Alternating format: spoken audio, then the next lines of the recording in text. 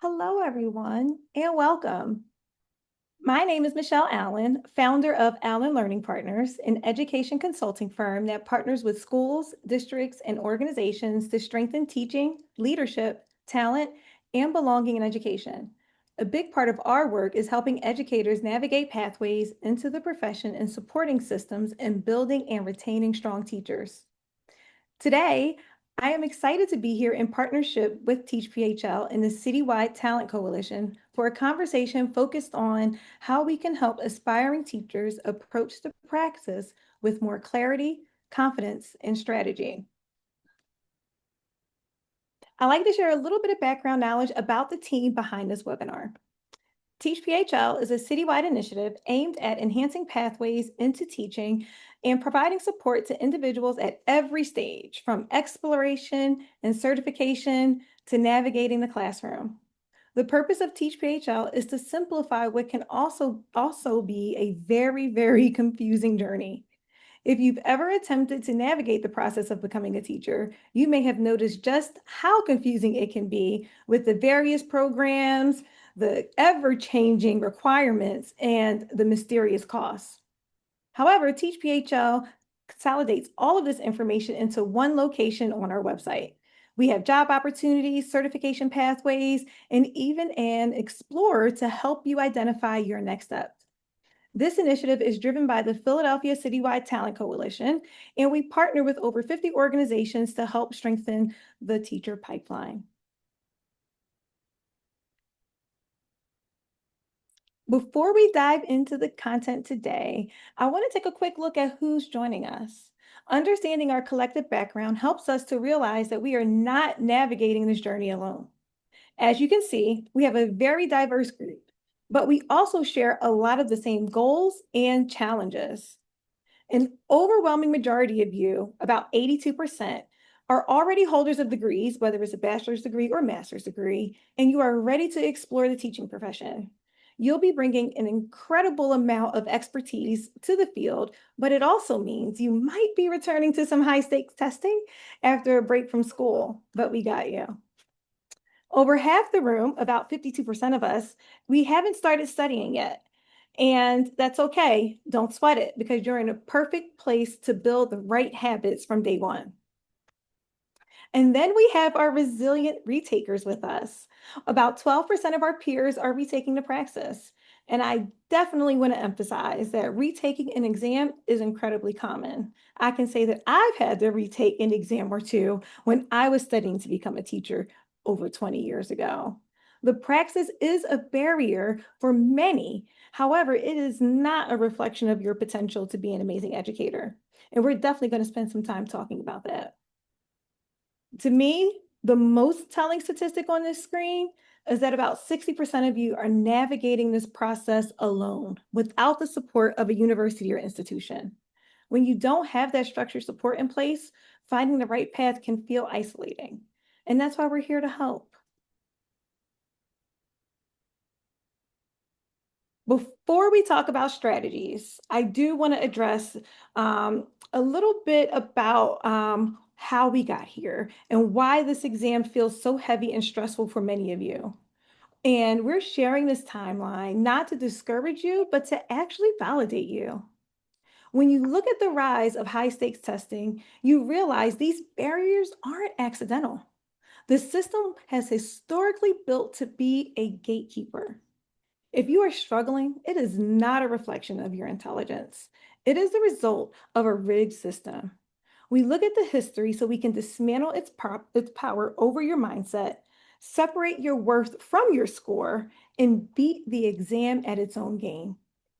Starting with 1954, after the landmark Brown v. Board decision, approximately 40,000 Black teachers and Black principals were unjustly dismissed.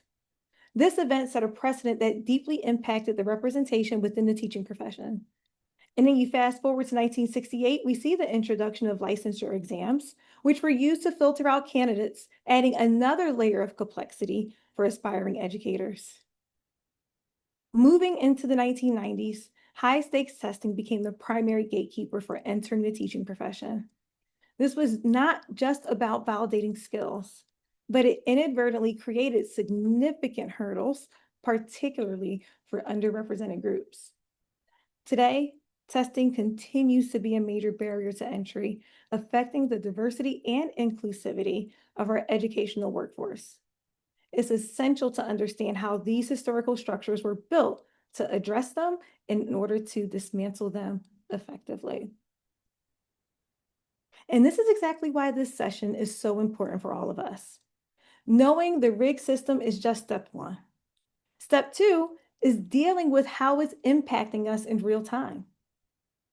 First, research consistently shows that test anxiety is one of the most significant hurdles for adult learners. It's crucial to acknowledge and address this so that everyone feels supported and empowered. Secondly, it's important to remember that most people who eventually pass the praxis don't do so on their first try. This is a very common experience, and you're not alone. Perseverance and strategy are key components of succeeding. And finally, the praxis is not just a test of your knowledge, it's equally a test of your test taking strategy. Understanding how to approach the exam can make a huge difference in your performance. When you struggle, or if you struggle with this test, the test is actually failing you. You are not failing the test. But since this bureaucratic gatekeeper stands between you and your career as a teacher, we aren't going to let it lock you out. We are going to learn together today how to beat it at its own game. So let's pull back the curtain on what the praxis actually is and why it feels particularly high stakes here in Pennsylvania. First, a quick definition. The Praxis isn't just one exam. It's a suite of standardized tests run by a company called ETS, or the Educational Testing Services. Almost every teacher in PA has to navigate two distinct hurdles: your core skills, which are the reading, writing, and math, and then your subject area tests. The one test that we're going to dive into a little bit is the Praxis 5511, which is designed to assess your ability to handle a wide range of topics rather than your depth of knowledge in any one area. This means you need to be ready to switch topics quickly and efficiently under pressure. One of the main challenges with this assessment is the 1 minute trap. You have roughly 60 seconds per question, and the test often uses lengthy narrative stems to consume your time and attention. And this is intentional, it's by design to test your ability to manage your time effectively. Additionally, the difficulty often lies not in the subject matter itself, but in the way questions are structured. The test uses linguistic filtering with distractor logic to confuse and stress you out. Remember, the answers might seem to reflect ideal scenarios that don't always correlate with real world teaching experiences.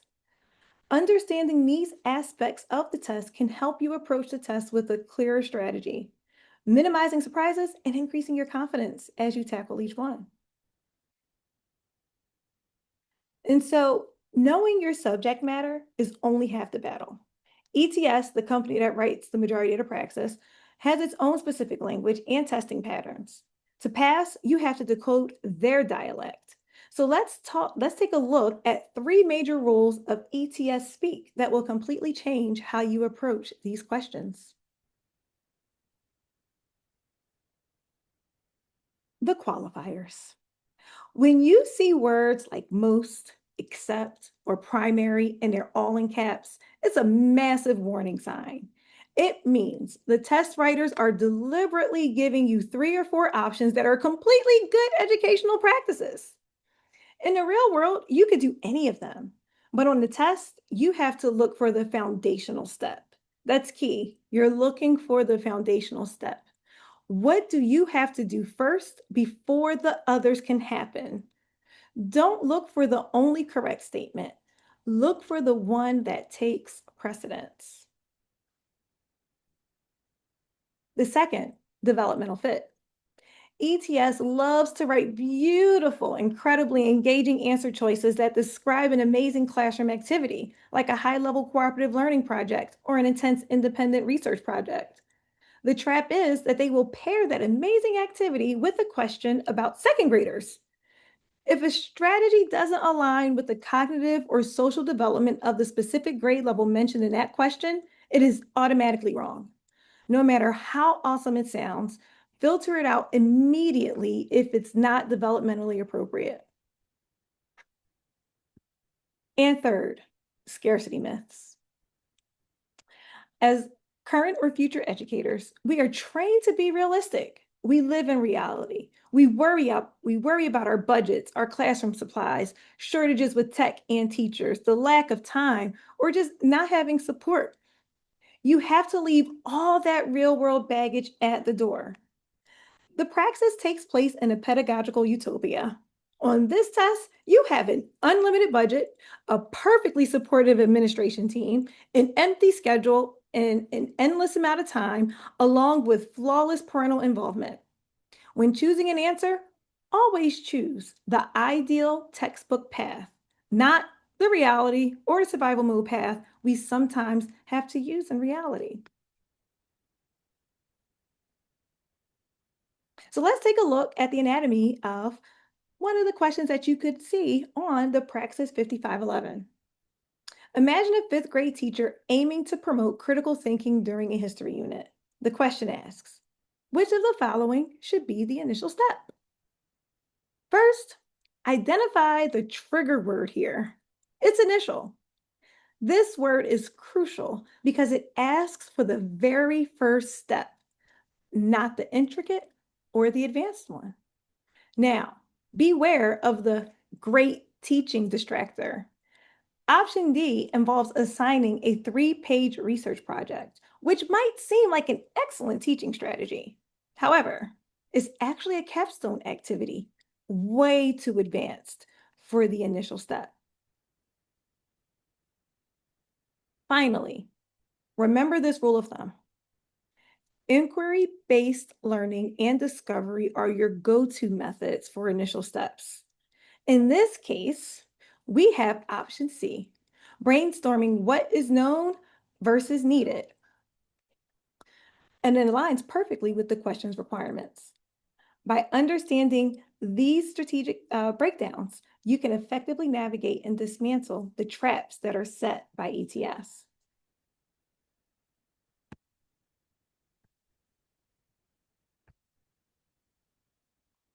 And so, the heart of the matter is this. If you take away only one thing from our time together today, let it be this slide. To be successful on this test, you have to temporarily step out of reality and become a test strategist. Instead of asking yourself, what would I do in my classroom? You actually need to ask, what does the textbook perfect, heavily funded, completely compliant world of the test makers want me to do? So let's stop focusing on memorizing every single historical date and fact and vocabulary word for just 1 minute. Not saying content isn't important because it is. However, for the rest of this session, we are going to learn how to think exactly like the people who write these test questions. And let's look at how they set some of their traps. So, if we are going to stop thinking like a tired real world educator and start thinking like a perfect teacher in a perfect world without any issues, well, how exactly do we do that? First, you have to know yourself. We have to look inward. We need to identify our specific why. Why are you teaching? Why do you want to be a teacher? What is your baseline so you aren't wasting time studying things you already know? Bucket two, it's important that you actually know the test itself. But notice, we aren't just, again, talking about memorizing your flashcards. We are talking about mastering the blueprint as well as what's required for the essay writing. We are studying the structure of the exam and not just the trivia. Remember, we're aiming to study smarter. In bucket three, we need to be able to play the test. It is pure execution. This is where we learn a twofold strategy we're going to introduce to you later and how to aggressively eliminate bad answers so you're never guessing between the four choices, and then how to spot the traps that the test makers are setting for you. So, bucket one, knowing yourself. Understanding yourself is the first critical step in our strategy sprint. So, we're going to dive a little bit deeper into this idea by focusing on a few key elements. First, clarify your why. This is your motivation and the fuel you'll rely on when the going gets hard.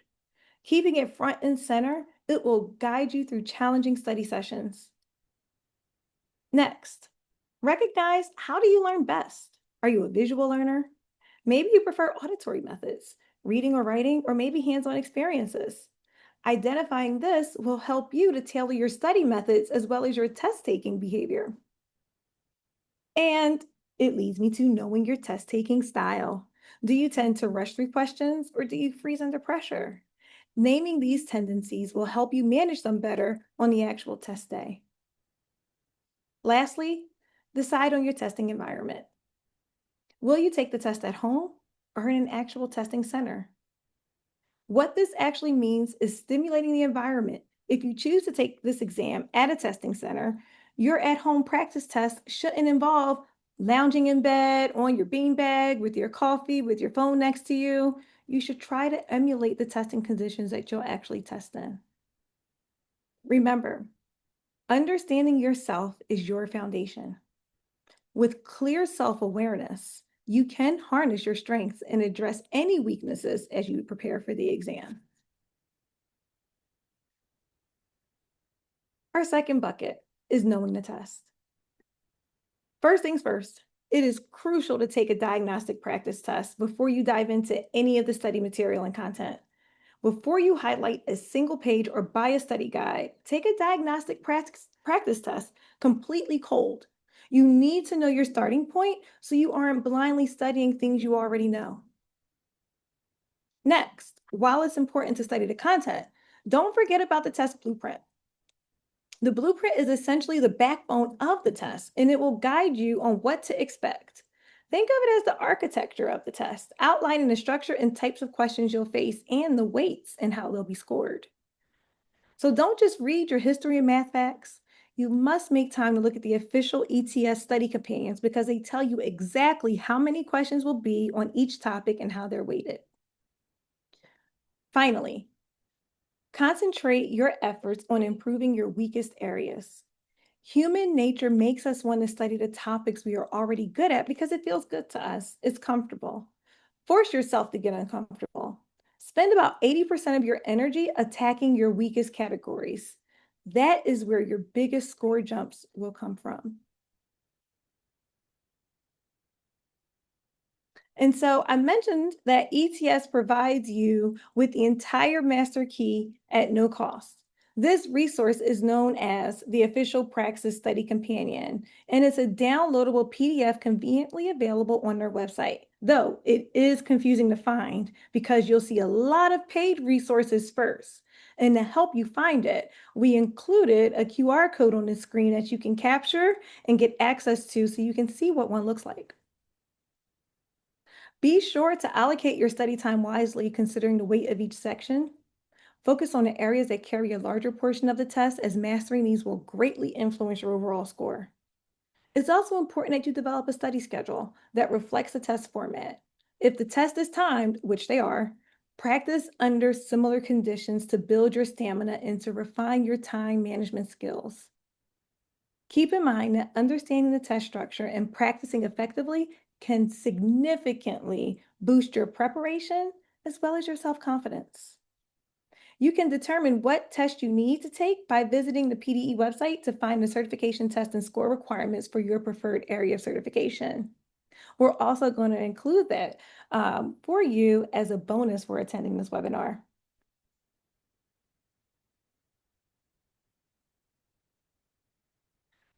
In addition to multiple choice questions, there is a Praxis writing exam, right? The Praxis 5723. And it's not just one writing task. It includes multiple choice questions as well as a 2 essay sprint. With only 100 minutes to handle 40 multiple choice questions and two full essays, you have effectively zero time to think creatively and barely enough time to plan your writing. So, we're going to share with you a hack, a formulaic model designed to help you begin organizing your response the moment the timer starts. This template is designed to help you to stop the freeze by giving you a pre-built mental skeleton before you even see the prompt. So let's break this down step by step. First, the introduction. Begin with a captivating thesis statement outlining a roadmap that includes 3 supporting points to set the stage and guide your reader through the argument. You then want to be sure to include your body paragraphs. And each paragraph should start with a clear transition word followed by robust support for your thesis. Remember, clarity and logical flow are vital in this section. Conclusions. Wrap up by restating your thesis. Then tackle the so what question to emphasize the importance of your argument.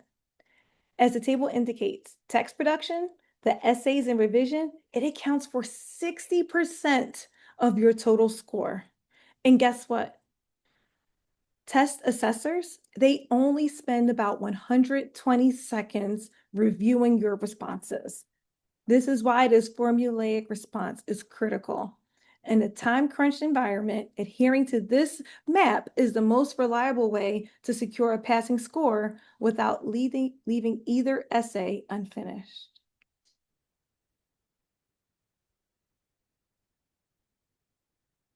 So we have now arrived to our third bucket, playing the test well. To effectively play the test well, it's crucial to focus on your strategy and your timing. So here are 3 points we'd like you to keep in mind.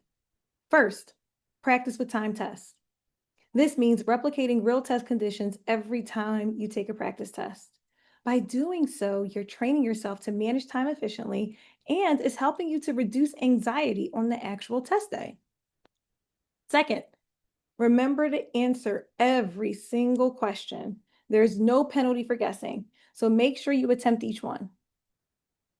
Every question is an opportunity to earn points, so try not to leave any blank. Finally, you have to use your elimination aggressively. Start by ruling out at least 2 incorrect options, then choose from what remains. This method not only narrows down your choices, but also increases the likelihood of selecting the correct answer.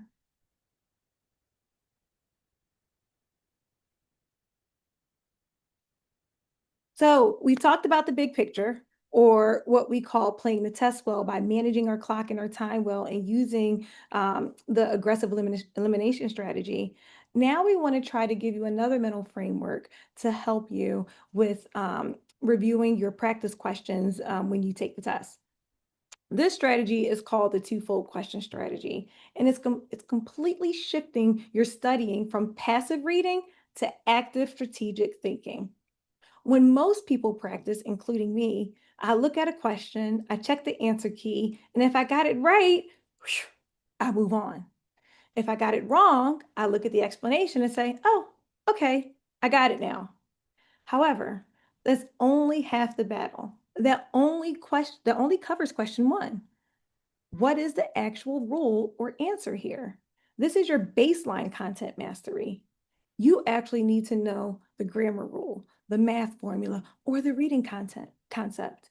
But knowing the content isn't always enough to pass because the test makers are incredibly good at hiding the correct answer. So to really beat this test, you have to look at the second fold of the strategy. How do I know the test maker considers this option right? This is where you graduate from just learning content to mastering both strategy and logic.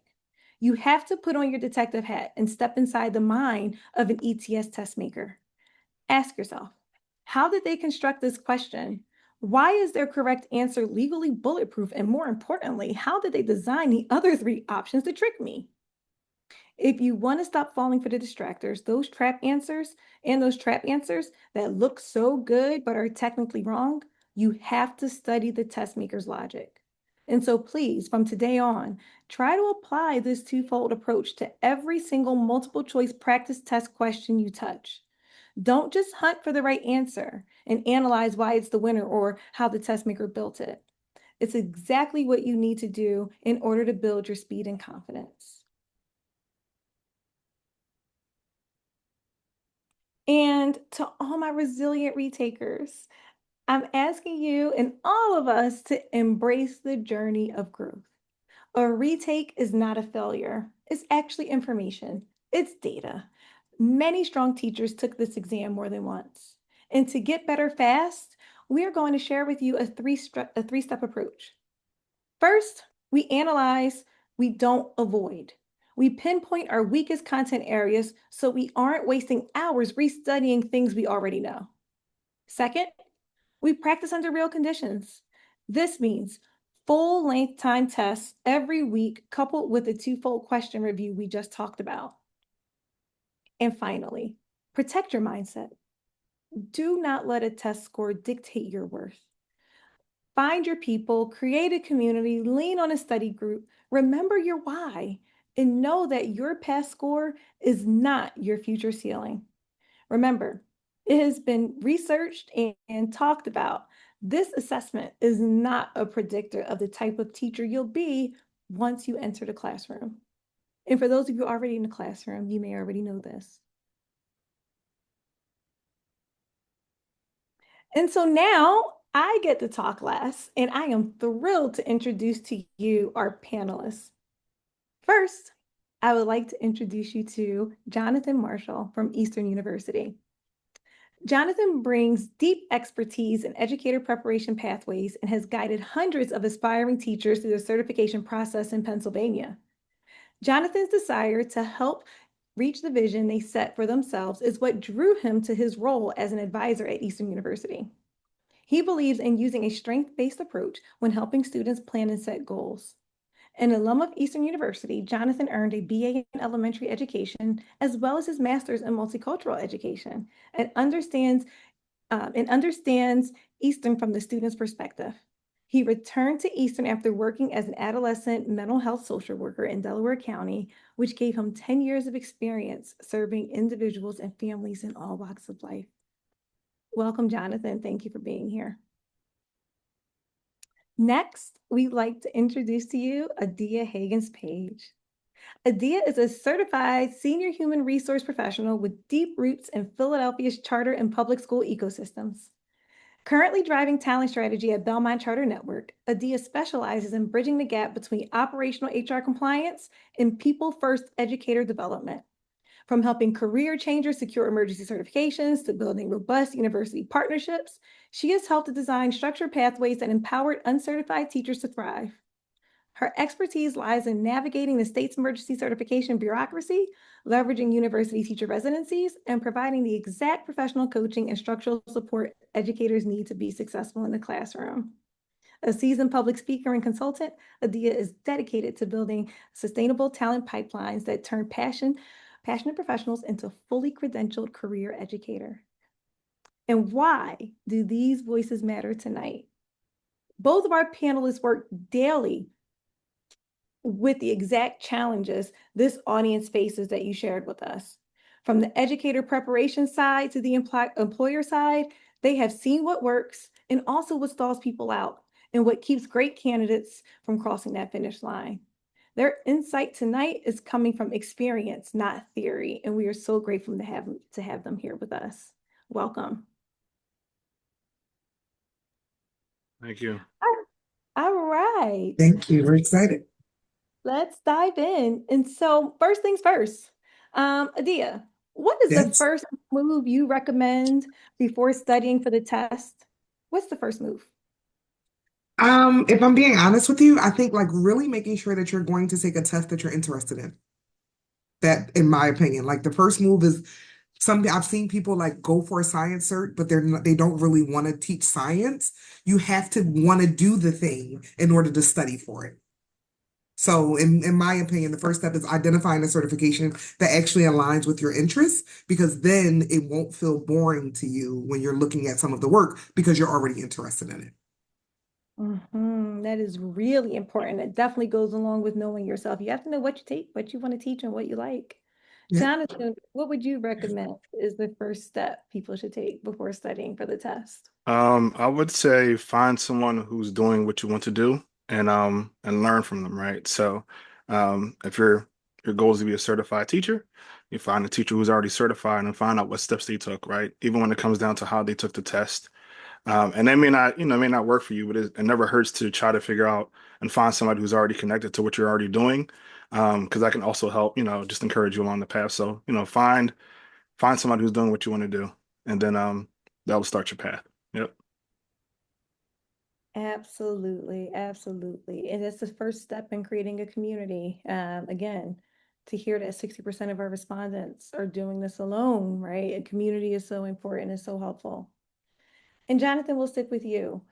um, Sometimes it's hard to decide when to take the test, right? Hmm. Some folks that are in traditional programs, right, they might take it during their studies. Some folks might take it before they start a program. What would you say is a good time to take the Praxis? Okay. So when I talk to my students, I usually recommend right before they do student teaching. The reason why is because they're done their coursework, and that course material is still fresh in their mind.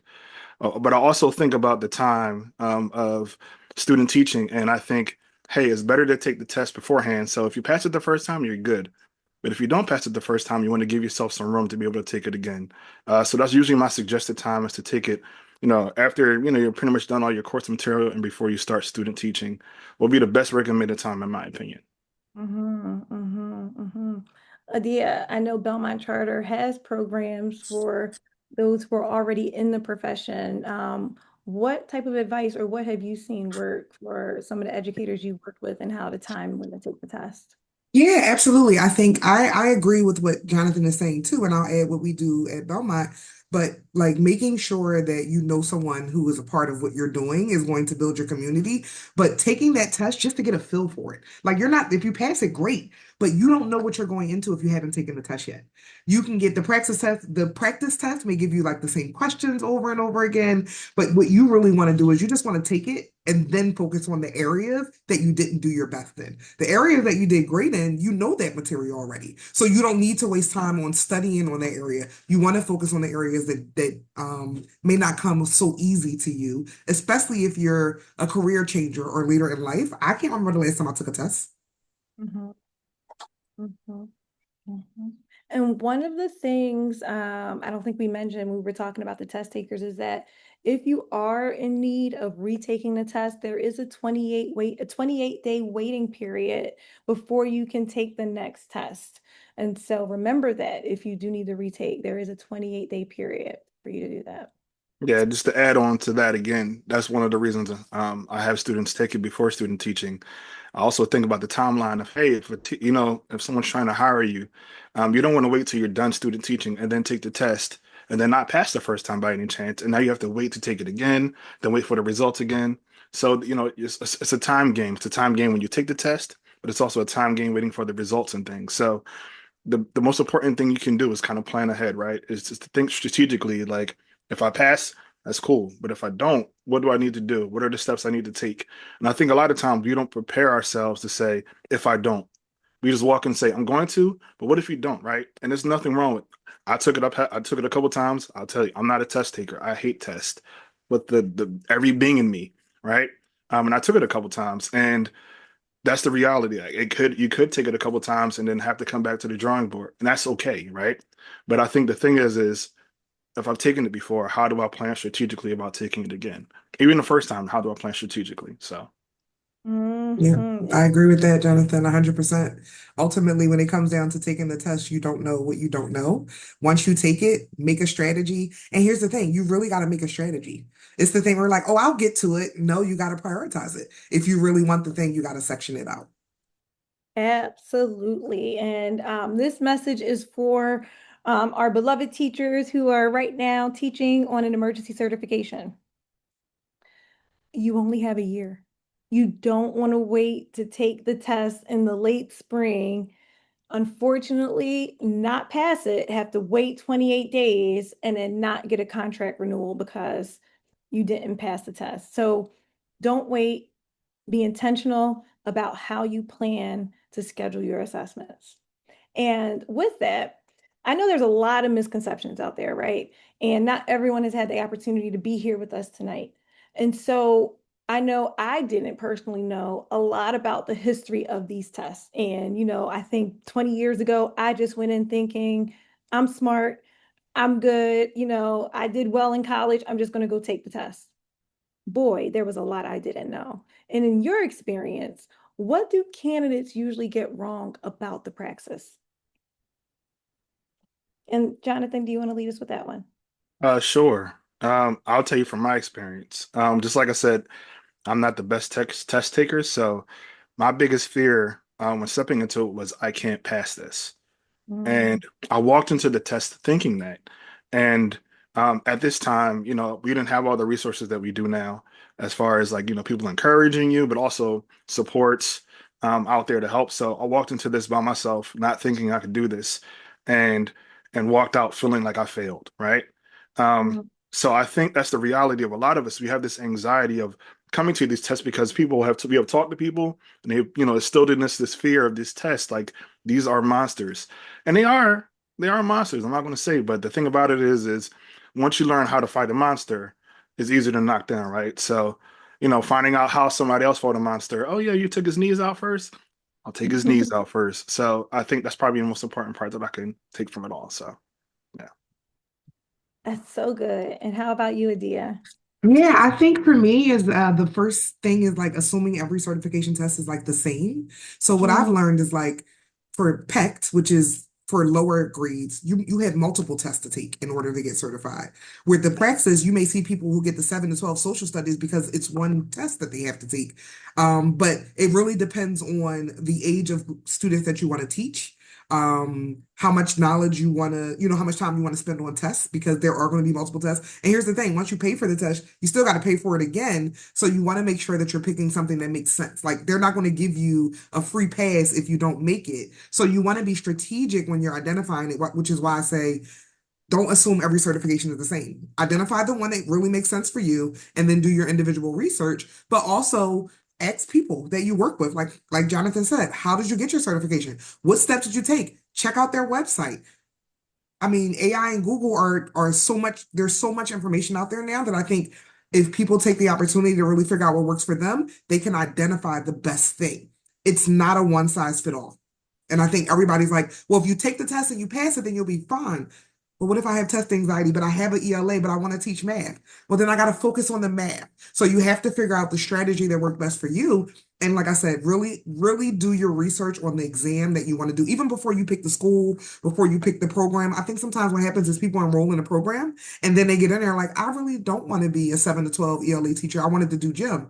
Well, you can't do that as an add-on, so you got to go back to school. So really figuring out what you want to do, especially if you want to do anything with special education, because it comes with multiple programs and multiple tests. mhm. And it can get really expensive. It can. Right. So this Which is is what why at Belmont we reimburse because we know, like, we'll reimburse for up to 2 tests because what do you mean I got to pay $130 per test? Then I got to pay $260 to submit the certification. So we build all that into the reimbursement because we want you to do it. We need you to do it for your certification, but we also know that we can't pay you more just to take the test. absolutely. And I'm so glad you brought that up because affordability was one of the barriers that was keeping some of our folks who signed up for this from taking that next step. And given that we have a huge percentage of folks here tonight with a bachelor's degree, first things first, get a job, right? And when you're thinking about how do you get a job and what you should be looking for, look for programs like what Adia just mentioned. Will your future employer help to offset the cost of becoming certified? And so these are important questions you want to ask if you're thinking about changing your career. First step, get a job. When you're looking for a job, find out what are the benefits. And then you should start looking for your programs and your certification type. Because some, not all, some employers do offer compensation to assist because it can get expensive. Adia, we're going to keep with you because you're in this every day with teachers who are working to get certified in your early education Yes. pipeline. And so, what have you seen keep people going when they feel discouraged? I think one of the biggest things, right, is acknowledging that if they didn't pass, that it's okay. I think sometimes when people don't pass the test, they automatically go to, I'm not going to have a job. right? So we start at the beginning, like we want you to take the test because we want to support you in getting certified. We can support you for up to 2 years as long as you are actively working on your certification. While the emergency permit is only good for 1 year, if you are actively working on your certification, we want to support you. And what that does is that lessens some of the anxiety where people don't feel like, well, guess what? In 10 months, I'm not going to have a job because not only do I have to have lesson plans, I have to prepare for a new school. I don't know my kids. I got to make sure that I have sub plans and I got to study for an exam that they want me to pass by February 1st so I can get a contract for May 1st. So when you have those conversations and create certification plans, which we do at Belmont, we kind of build that in from the moment you're hired. You're going to get a certification plan that says these are the steps and this is how we can support. And if you don't get to this step, you just need to communicate. All we ask for is open communication. And I think that's what any employer is going to want, right? Because everybody is not a test taker. Everybody isn't going to make it. But if you make sure that you're communicating, I think you're going to find that you're going to be supported. Also, live in the moment and reflect. Like Jonathan said, it's okay if you go in and you didn't pass, but think about the areas that you're going to work on so that way you can pass. I think it's a journey, not a sprint. And I think sometimes people feel like if I pass the test immediately, then I'm going to make all this money. And it's like, you may pass the test and not have any classroom management. So it's okay to figure it out along your journey, but you just have to make sure that you're building certification in your journey so you don't go too far and not being paid what you deserve to be paid because you weren't able to pass the exam that you needed to get certified. Mhm. And may I ask you a clarifying question? Because you said as Absolutely. long as I'm actively working towards certification. So does that mean Hmm. I just need to tell you that, oh, I'm studying, here's my study plan? No, What does I mean, actively essentially, mean? right.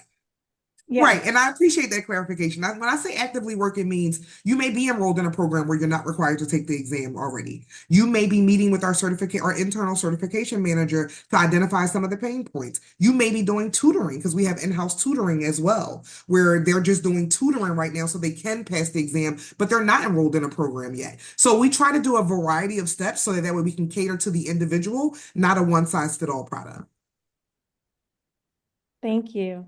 Absolutely, I appreciate the clarification. Jonathan, what have you seen work to help people stay encouraged when they feel discouraged? Um, so I have I guess the good aspect of, prior to coming back to working in the university, I was a social worker. So a lot of my mindset is a strength-based approach to advising. So a lot of that conversation is that, right? Is having the student not think about the test originally, but think about who they are, how they think, and how they test, per se. You know, I know we talked about it earlier. You mentioned it, like, what is your why, right? So I really bring it back to students asking them, what is their why, right? Making sure they know what area they want to go to, whether it's pre-K or secondary, um, middle level, being that's up in the air now, of course, like you said, but like just knowing the area of where they want to go. And then once they get that piece down, is understanding how we can help them move forward, right? Um, and then after, right, just being there to supporting them after, right? If they pass, one of the coolest things is get the test, like, hey, I passed the test, John, I passed. I'm like, oh, that's awesome, that's awesome. But at the same time, if they get the text and they say, hey, John, I didn't pass, well, I'm emailing you right back or messaging you right back. It's okay. It's cool. I've been there. I understand. Like, I think the thing is what happens is, like you mentioned earlier, this testing seems so isolating.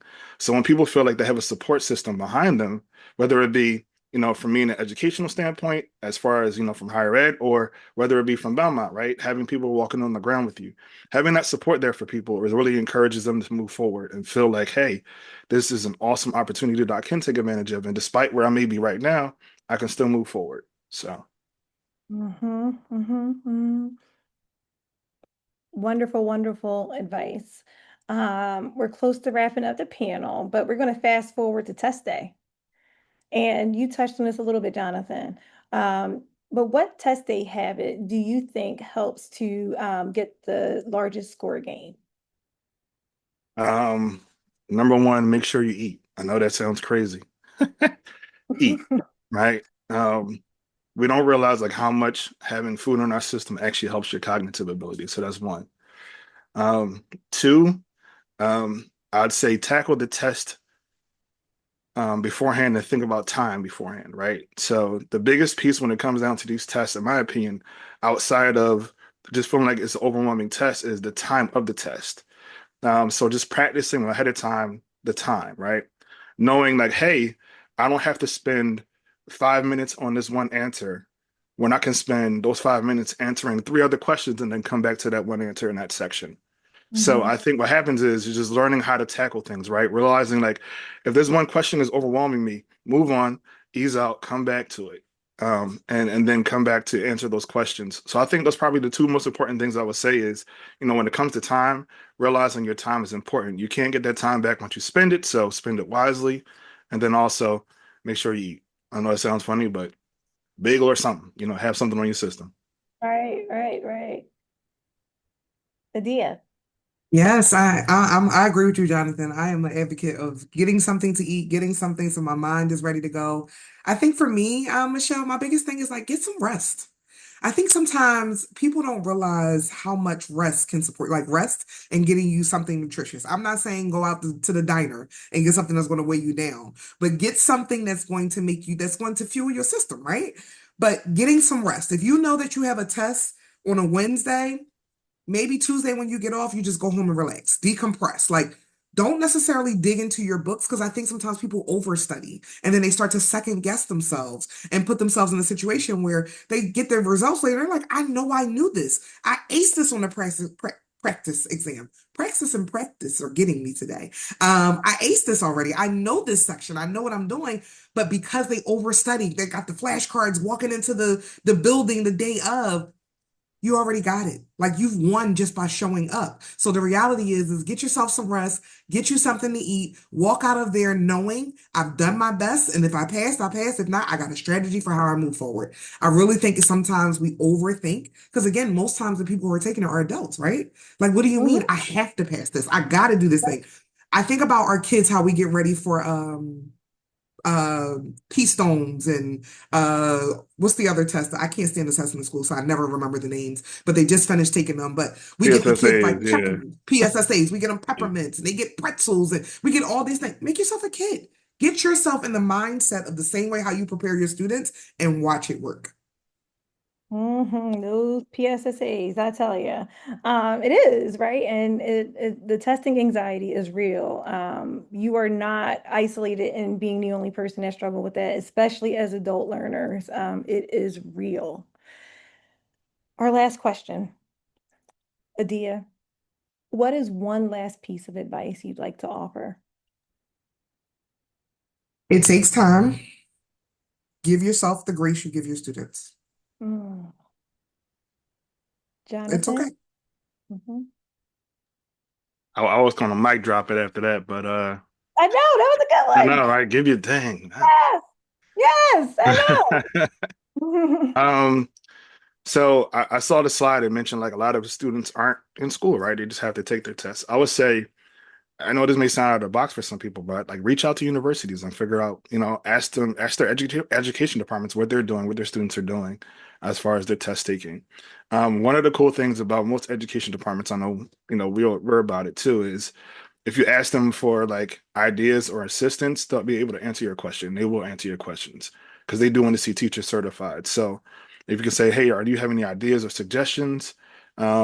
If you talk to somebody within the education department in a right school, you'll be able to get some answers. So never hesitate on asking for help or assistance.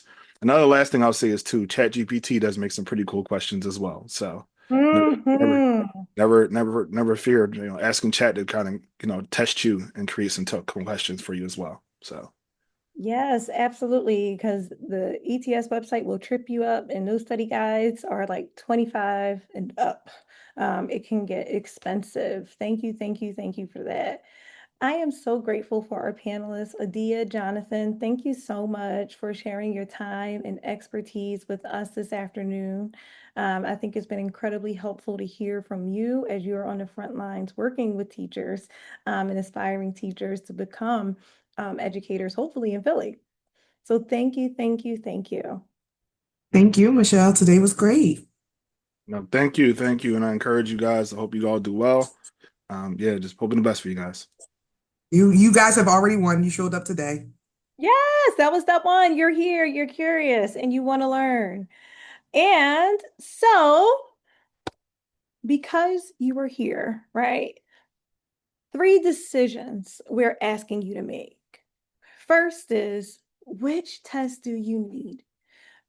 We're going to share with you in our surprise resource a test identification guide that's hard to find on the PDE website, where they have every single exam along with its score requirement, and you will be able to write down the exact name and number of the Praxis exam you need based on your interest and what you like to teach.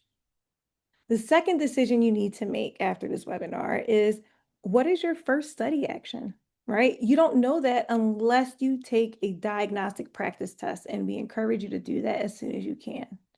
ETS has the test companions. You should already grab one from the QR code I had up on the screen. I'm also going to include a few in our resource guide following this webinar. And the third decision you'd want to make is when you're going to take your test. ETS has a scheduling calendar to help you find your next available scheduling testing window. And be strategic. Only book your test date once you, and this is just my opinion, I'd recommend you book your test date once your time practice test has set you up to be able to consistently meet your target passing score. That's going to help you to save money and not waste your resources. And so, what are you going to get from us? Following this webinar, you will get tomorrow a resource that includes the test identification guide. We're going to include where you can find some fee waivers, but also, like Adia said, ask future employers, right? As you're interviewing and thinking about where you want to work, see what the HR teams are willing to offer. We have links to different resources, including free study guides, paid study companions, and we've even put together for you a week-by-week study calendar template to allow you to pace yourself and to write it down and to hold yourself accountable to studying in advance so you're not cramming at the last minute. Um, and before you go, I want to leave you with one more reminder why we're all here in this room. Philadelphia children need you in the classroom. The students in our city and my city deserve passionate, dedicated educators. Do not let this exam stand between you and your purpose. Remember, the praxis is a bureaucratic hurdle. It is not a reflection of your intelligence, and it absolutely does not measure how incredible you'll be as a teacher once you step foot in the classroom. And so, with that, we were able to provide this session tonight because of the feedback you give us. And so, in order for us to continue tailoring content that's going to help you get one step closer to being a teacher, please complete our survey. If you are unable to take a snapshot of the QR code on the screen, you will get an email immediately following this webinar, and you'll also get it in the follow-up email we'll send you with all of the resources, including this slide deck and a recording of this webinar. Thank you all for being here tonight. We are cheering for you, and if there is anything we can do to continue to support you, you can email us. Thank you all, and enjoy the rest of your evening. Bye-bye. Thank you. Bye, everyone.